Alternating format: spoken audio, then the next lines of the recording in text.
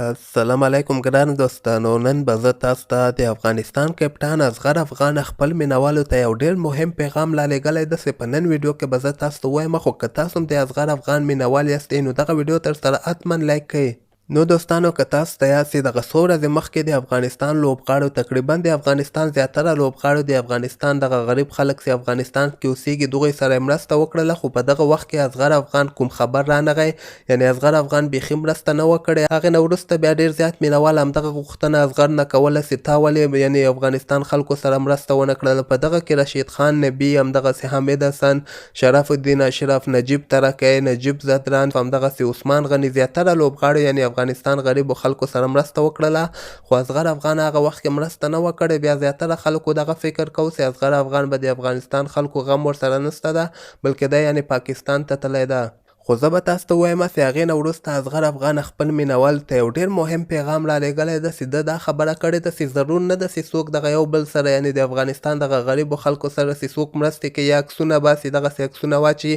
یعنې داسې خلک هم شته ده چې پټې مرستې ورسره ترسره کړي، یعنې یو بل کس نه خبري او هغه غواړي چې زه پټ په پټه باندې مرسته وکړم. یعنې د ده دغه خبرې مطلب یې دغه ده چې یعنې ما مرستې کړې دي، خو زه غواړم چې پټې مرستې د افغانستان غریبو خلکو سره وکړم. خو زه به تاسو ته ووایم چې تېره ورځ اصغر افغان د سروبي کې چې کوم د سروبي کې ډېر زیات غریب خلک اوسېږي 120 کورنیو سره یعنې مرسته کړې ده، دغوی ته یې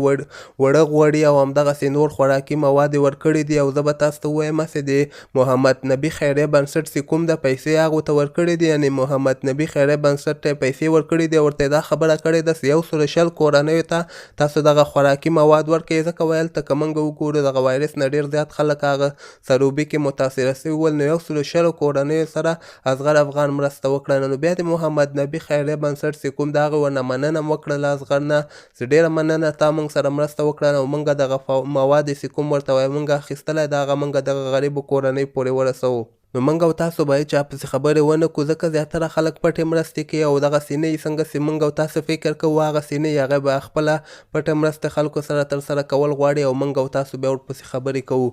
نو د ما خو د اصغر دغه کار ډېر زیات خوښ سو. که تاسو هم خوښ سوی نو دغه ویډیو هم در سره لایک کړئ او همدغسې نوي خبرونه که تاسو ځان خبرور غواړئ نو دغه چینل در سره حتما سبسکرایب کړئ.